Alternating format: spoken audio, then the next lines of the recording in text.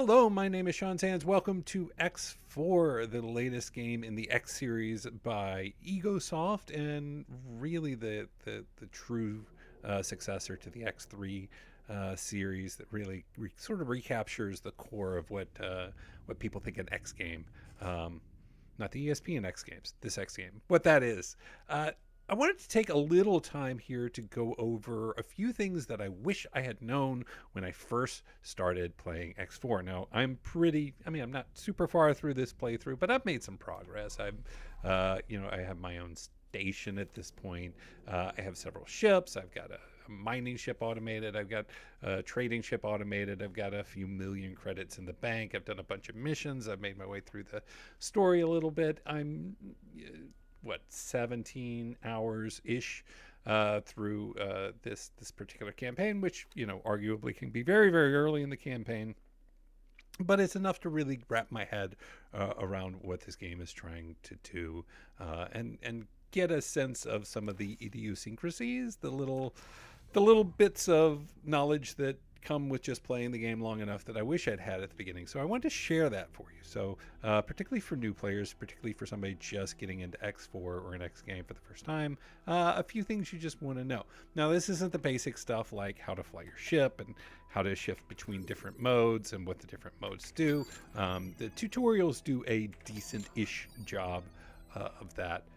That said, not everything came through 100% clear, so think of this as sort of a ease of living in the X universe video. A lot of people who've been playing for a while might know some, maybe not all, maybe all of these tips, but here they are. First off, if you're just getting started, and we'll move around in a second here. If you're just getting started in the game and you're feeling poor, could use a little bit of a cash infusion. Track down the story mission very early on. You track down that story mission by switching to the scanning mode. You'll see the little purple outline here on my ship's HUD. And flying around a station, you'll pick up these signals that you can interface with and encounter that will occasionally give you new blueprints or new crafting recipes or new missions. Well, I think the very first one you'll come across gives you a mission where a boron creature that has been taken captive wants you to run some scientific experiments for them. Going through the first few layers of that will send you to a new zone. It will get you to drop a satellite. It'll get you to drop a few deployables from your ship. But fairly quickly in the middle of that mission, they're going to tell you to go get a new ship. To provide you funds to go get that new ship, that story mission will give you a substantial increase to the amount of cash available to you. That's a great opportunity, frankly, to just sort of put that mission aside for a second and use that nest egg to get started. Upgrade your existing ship, get yourself into a good position, maybe do some trades, maybe do something else, come back. You're going to want to come back anyway, because that's the end of that story mission can be a little tricky.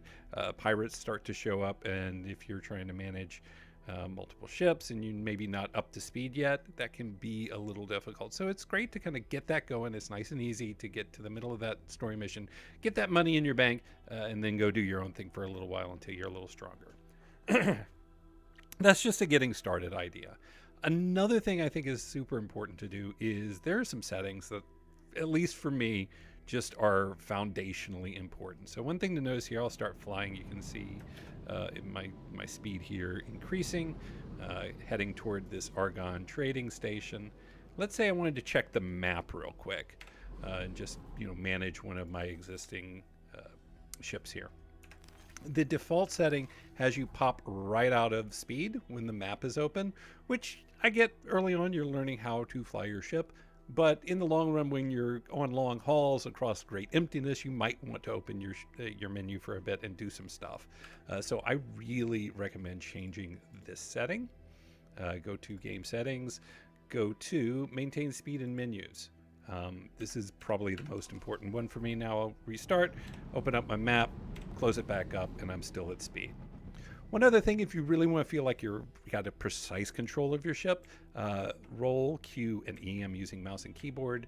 If I roll, it will automatically sort of return to this arbitrary plane that the game has decided is sort of the flat x-axis for the system. And all, if you look around, you can kind of notice that all the different ships and locations all seem to sort of match that x-plane.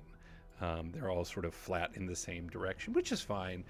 But if you don't want to have that auto roll take you back every time, if you really, kind of like me, you just want to have that degree of setting, just turn auto roll off right here. And you can see now when I rotate, I can take whatever orientation I want and it'll stay there. Next up, we're going to land. Oh, there's one more thing I want to do in space before we land. So just before this video, I got into a little bit of combat. As you can see, I've got some hull damage here. A lot of times it's not totally clear that there are other ways to heal your hull damage besides just spending some money at a docking, a shipyard or a wharf or something like that.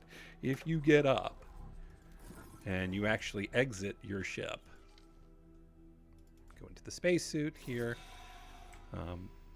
Your spacesuit has right over here this little symbol of this little wrench and screwdriver, which means that you actually have a repair weapon or repair tool right on your spacesuit from the start of the game. So we can see I've targeted my ship.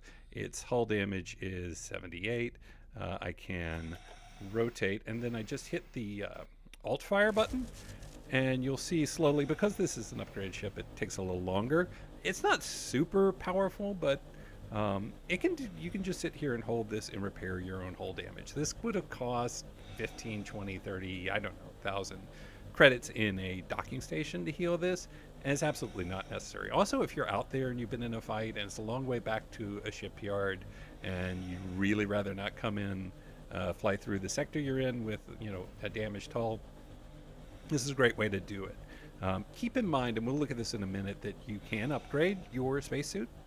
And as additional crafting recipes become available, I haven't seen it, but I assume there is probably a better repair tool that you can gain access to. I mean, you can, of course, always just head to a shipyard and do it there, but that's a great way if you just don't want to lose that money or you need a repair sooner rather than later. Now we will come in to this trading station. We will select in Quest Docking. The next things I want to show are at this station. Overall, I've been super happy with X4. X3 was really where I got into the series, and X4 just feels like sort of a really a good evolution of what they were doing with that game. So, you're at a station. Get up. Well, thank you.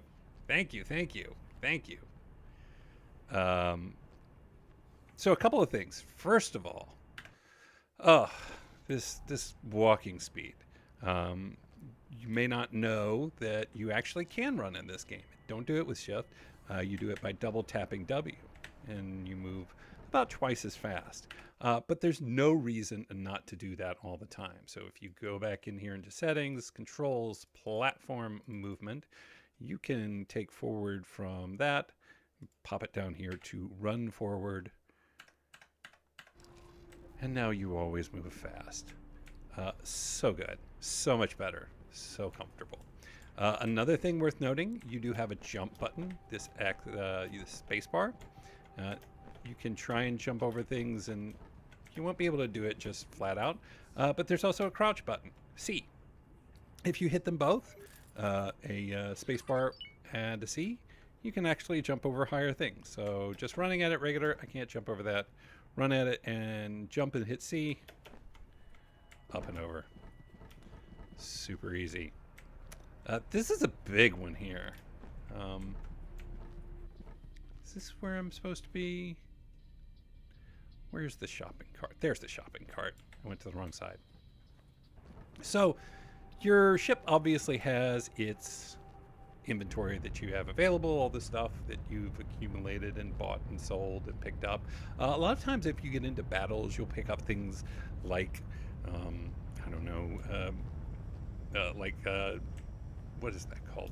Glit, mega glit, or something like that. It's jewelry or inventory items. These don't appear in your ship's hold. So, for example, here, if I had my pickaxe, which is you can see what's in its hold at any time. Storage. This happens to have a bunch of ore. That's your ship storage. But you also have a personal storage, which you access by going to player information and inventory, and that holds all those little things that you pick up along the way. Now, I recently traded a bunch of this stuff away, so I don't have anything super expensive. But when you want to sell this stuff, and some of this stuff can be quite expensive, 100 plus thousand, you actually find that shopping cart on a trading station. There'll be a trader there. Show me your wares. And now you can see here that I can sell things like all that Agnew steak I had. So I can trade that away, and I can trade. I'm not going to trade my spacesuit upgrades away. We want to keep that. That's going to be part of this, but we get rid of those algae scrubbers and like this relatively cheap stuff. But you can have things that are quite expensive, and that's a quick 10 grand. One thing, you can do spacesuit upgrades here. This is important to note. So let's say I have a repair laser. I have my spacesuit scanner. I'd like to move a little faster while I'm out there in space. We're going to bump up my spacesuit thrusters to a Mark II here. And confirm. And goodbye. Goodbye. There's also your crafting bench over here where you can craft your recipes. I haven't done a lot of that. It's not showing any of my recipes because I don't have stuff to craft them. I have crafting recipes. I don't know where they're at right now. So, yeah, internal inventory, shopping. Next up, this was just eventually you're going to want to be controlling your ships remotely. So that's not necessarily super easy to figure out, and I don't know why. Once I understood how it happens, it makes a lot more sense. So let's say I want to control my pickaxe over here, which is a mining ship. It's already in the process of mining things. You select it in here, and then you right-click on the map in a context-sensitive way. So just doing that, you can give basic orders. We'll take, for example, let me hop back on my ship that's here. We're actually going to give my ship an order, even though I'm standing on it. So we're on, which ship are we on? This is, that's the one that's here. So it's the Falcon Vanguard. Nope, that's my other one. I'm on the Falcon Sentinel here. So let's say I want now my Falcon Sentinel to fly to, let's just have him go buy some medical supplies. So I could select him and have him dock and trade with the medical facility, and we're going to buy one medical supply, please. And we'll confirm that. We have room in our storage. We've got the deal. And we should be able to see here that he's going to undock. Did I send the wrong vehicle?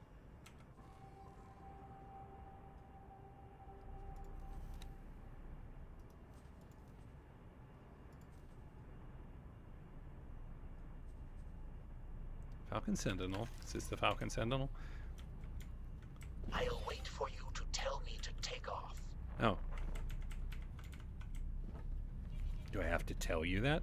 See, even now, it's sort of finicky. Let's have you actually just move here. Yeah, there we go. So you gotta kind of tinker with it. Like, even now, it's still kind of finicky. And then we're gonna have you trade with that. Like we said, buy 3 of them instead. No, just buy 1. Confirm. And you can see here that he is executing those things. So he will... Nope. Oh, I see why. I had some old things in there. So you might have to play around with your mission settings, make sure you don't have a mission that's already active. But once you get him out, he should be good to go. It's not always simple, it's not always intuitive, but the core of it is to click on the thing you want to do something and then click on the place you want it to do. What I didn't do there was make sure I didn't have any existing orders. So you will have to, for example, probably remove all orders first and then give it a new order because it creates priorities, which is great. You want them to have priorities. So you want to be able to, you know, go into here and see the different orders, see to what degree they have priority, and you can adjust and improve the priority there. Last thing, selling ships. This was one that's kind of tricky. Or, I mean, again, it becomes a lot more obvious once you know what you're doing. But let's say I want to sell a ship. A lot of times you might get into a conflict with a pirate or something like that. They'll abandon their ship. You don't necessarily need a new ship right now, but you sure do need some credits. You can find your ship here. Well, but first what you want to do is find the shipyard. So let's say I wanted to do this. And then I wanted to find my Vanguard. So I haven't done this for a while. Sell ship at. Yeah, so you pick the ship you want to sell. For example, here's the Vanguard. Let's make sure we're not selling the ship we're on. Ship information. This is the Sentinel. Okay, good, good, good. Don't want to do something stupid. Double check things like that. So Vanguard, and then you find a wharf. And you can sell ship, which I did, in fact, want to do at this one. Now, that ship that I'm selling doesn't have a captain on it. It doesn't have a crew right now, so you don't actually have to fly it to there. That ship is in an entirely different system. You can see what they're offering, 195,000 credits. We're at 2.3 right now. Click sell, 2.51. That ship's gone. That took some time to figure out. It's always super fun to get that pop in from autosaving. That looks real good. Thanks for doing that, game. We'll give it a minute here. There we go. Yeah, there's so much I love about this game, and at the same time, there's a lot of bugs. There's a lot of things to just kind of figure out still for the game. But they're up to, I think this is the 1.2 patch most recently, so they're definitely actively in bug fixing mode. Anyway, hopefully that's some helpful stuff. These are things that once I learned them and once I understood them, I'm like, oh, I can't believe I've been playing for that pop in though. I can't believe I've been playing for 12 hours without knowing this. So hopefully it'll get you going, get you moving faster. There's a ton more to discover. I hope you're enjoying X4. I know I am. Until next time, we will see you again real soon.